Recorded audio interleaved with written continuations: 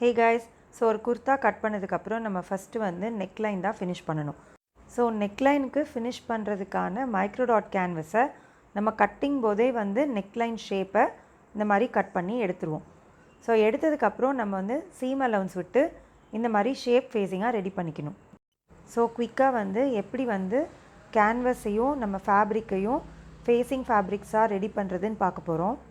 So இங்கே ஏற்கனவே cut பண்ணியிருக்கிற மைக்ரோடாட் கேன்வஸ் வந்து ஆன் ஃபோல்டில் கட் பண்ணியிருப்போம்.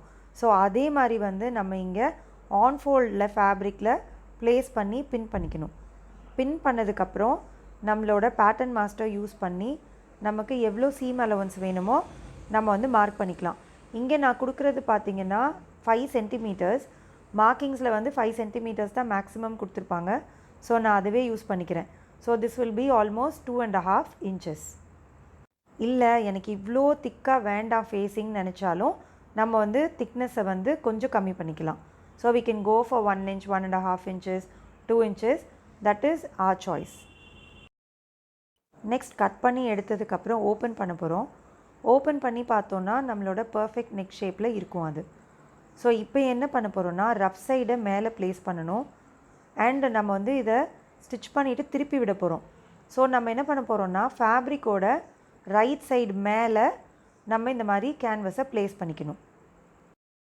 ஸோ இதே மாதிரி எனக்கு ஃப்ரண்ட் நெக்லைன் ஷேப்போட கேன்வஸும் ஃபேப்ரிக்கும் கட் பண்ணி வச்சுருக்கேன். ஸோ இந்த மாதிரி ப்ளேஸ் பண்ணிவிட்டு நம்ம வந்து பின் பண்ணிக்கலாம். So let's see how to pin the facings together. இந்த ஃபேப்ரிக்கை பொறுத்த வரைக்கும் ரைட் சைடு ராங் சைடு இல்லை. அப்படி உங்களுக்கு ரைட் சைடு இருந்ததுன்னா it should face towards you. So right side up வச்சுக்கோங்க. அண்ட் மைக்ரோடாட் கேன்வஸில் வர ரஃப் சைடை அப் வச்சுக்கோங்க. ஓகே, ஸோ அந்த மாதிரி வச்சுட்டு நம்ம ரெண்டையும் ப்ளேஸ் பண்ணி பின் பண்ணிக்கோங்க. ஃப்ரண்ட் அண்ட் பேக் ரெண்டுமே சேம் ப்ரொசீஜர். இந்த மாதிரி ஃபஸ்ட்டு ஃபேஸிங்ஸை பின் பண்ணிக்கணும்.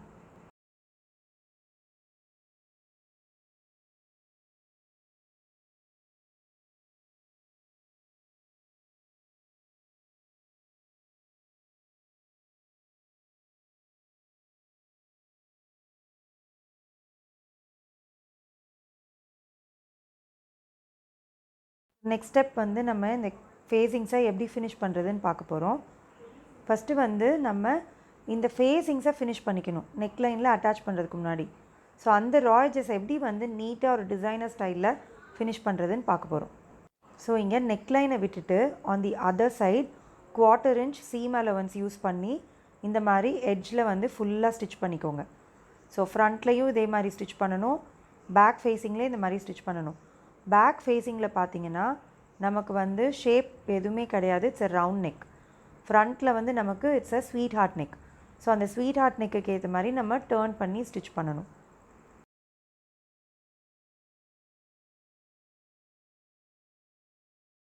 ஸோ பொறுமையாக ஸ்டிச் பண்ணுங்கள், கண்ட்ரோல் இருக்கணும். பின்னாடி இருக்க ஃபேப்ரிக் முன்னாடி இருக்க ஃபேப்ரிக்கை வந்து நம்ம இழுக்கக்கூடாது. ஸோ இந்த மாதிரி நீட்டாக இருக்கணும். அடுத்தது ஃப்ரண்ட்டை வந்து இந்த மாதிரி சேம் வேல ஃபினிஷ் பண்ணிக்கலாம். பின்ஸ் வந்து நான் சென்டர் பண்ணி பின் பண்ணியிருக்கேன். பிகாஸ் நான் ஸ்டிச் பண்ணும்போது அந்த பின்ஸ் வந்து நடுவில் எனக்கு வராது. ஸோ அந்த மாதிரி பின் பண்ணிக்கோங்க. ஸ்டிச் பண்ணும்போது அந்த பின்ஸ் நடுவில் வந்து மாட்டுச்சுன்னா ஒன்று ரிமூவ் பண்ணிடணும், இல்லைன்னா கலட்டி இன்னொரு இடத்துல பின் பண்ணிக்கணும்.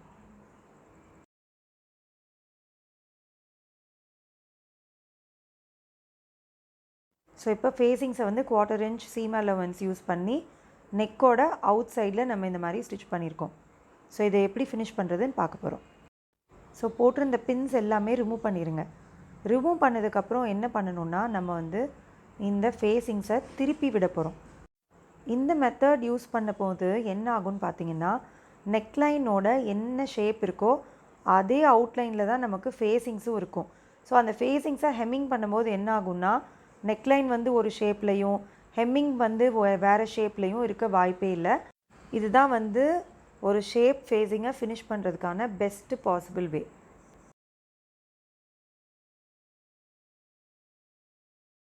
ஸோ இந்த மாதிரி கேன்வஸை வந்து திருப்பி விட்டுட்டு நல்ல லெவல் பண்ணிக்கோங்க.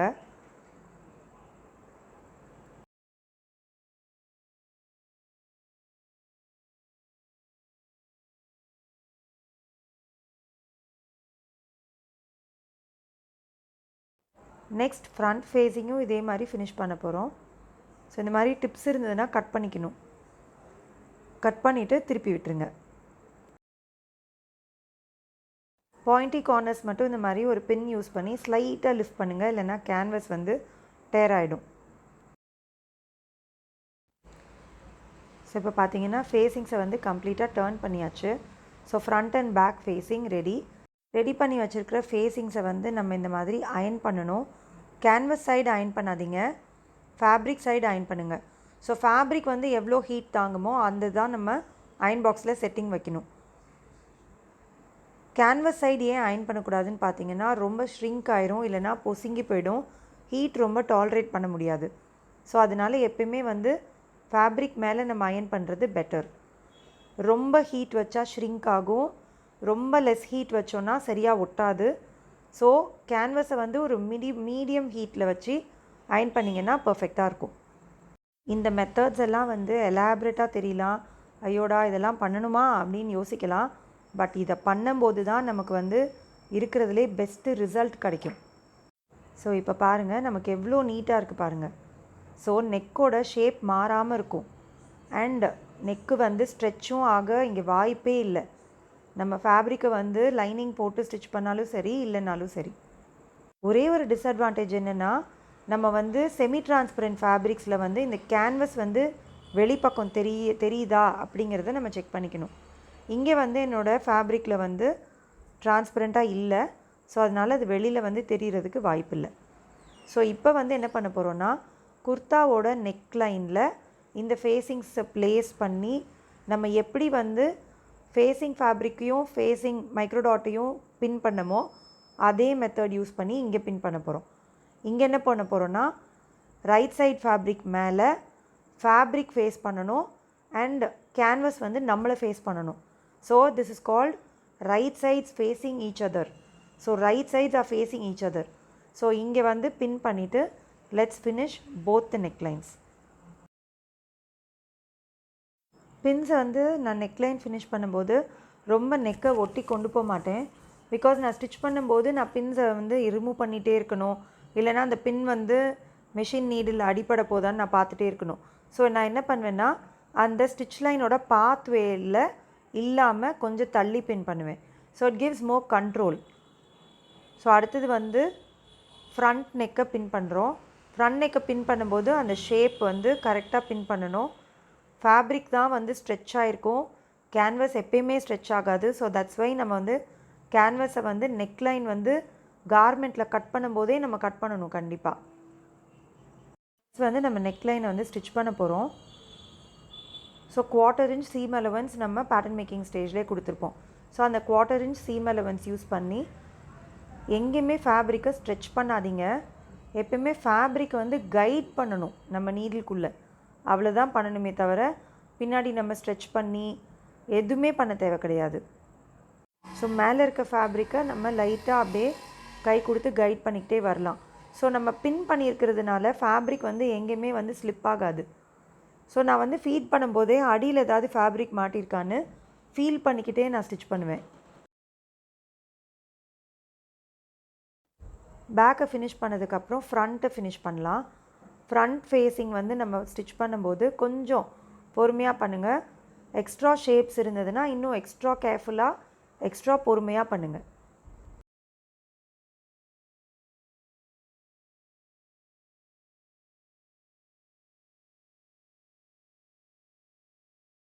ஸோ இங்கே பார்த்தீங்கன்னா ஸ்வீட் ஹார்ட் நெக்கோட சென்டருக்கு வர போகிறேன்.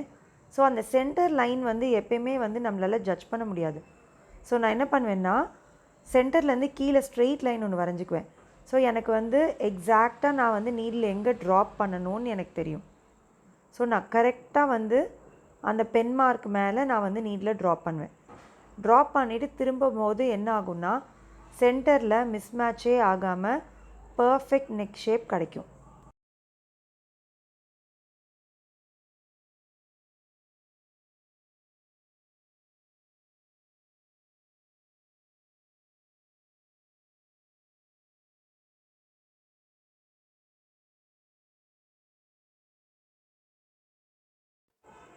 ஸோ அப்படியே இப்போ வந்து நம்ம ஸ்டிச் பண்ணிட்டோம்.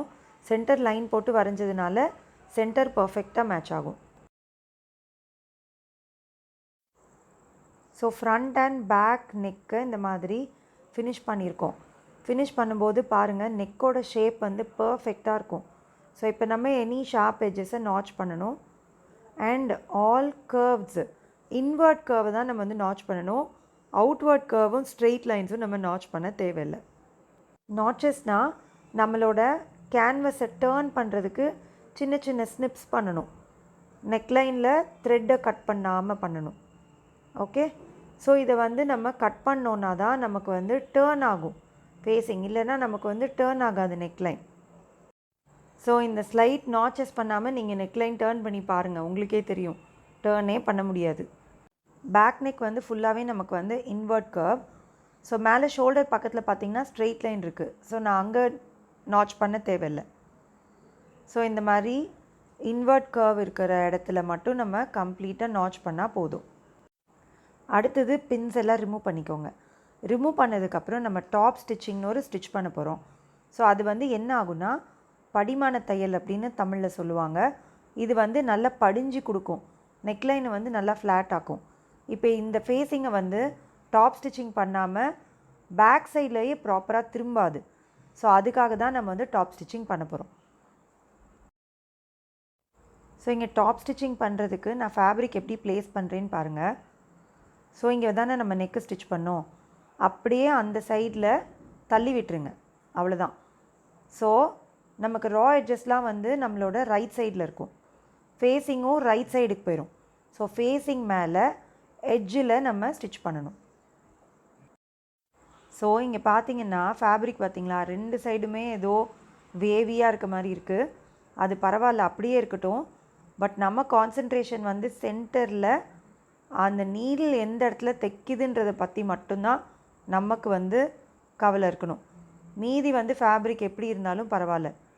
ஸோ நல்லா வந்து ஸ்ட்ரெச் பண்ணி விட்டு கரெக்டாக அந்த எட்ஜில் ஸ்டிச் பண்ணுங்கள். ஸோ ஷேப்டாக இருக்கும்போது கொஞ்சம் பொறுமையாக தைச்சிட்டோன்னா பர்ஃபெக்டாக இருக்கும். இப்போ இது பார்த்திங்கன்னா நம்ம ஃப்ரண்ட் நெக் ஸ்டிச் பண்ணுறோம். ஸோ அதனால் நம்ம சென்டரில் வரும்போது கொஞ்சம் பொறுமையாக ஸ்டிச் பண்ணுறோம்.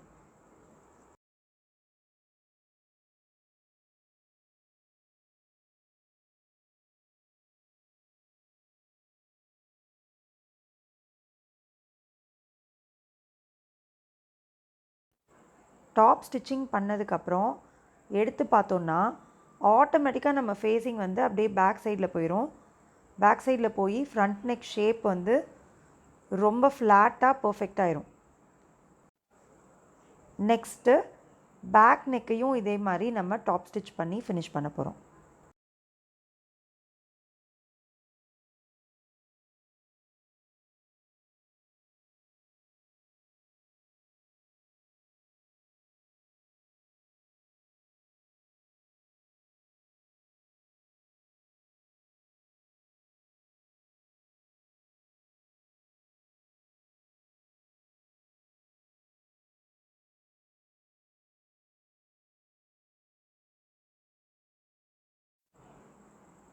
ஓகே சார், நம்ம இப்போ டேபிளில் போட்டு பார்க்கலாம்.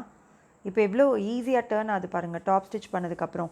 இதுக்கு முன்னாடி வந்து டேர்னே ஆகாது, சரியாக பின்னாடி போகாது, ஷேப்லெஸ்ஸாக இருக்க மாதிரி இருக்கும். ஸோ இந்த டாப் ஸ்டிச் பண்ணதுக்கப்புறம் நம்ம ஒரு லைட் அயன் பண்ண போகிறோம். அயன் பண்ணதுக்கப்புறம் நம்ம நெக்லைனோட ஷேப் வந்து ரொம்ப பியூட்டிஃபுல்லாக நமக்கு தெரிய ஆரம்பிக்கும்.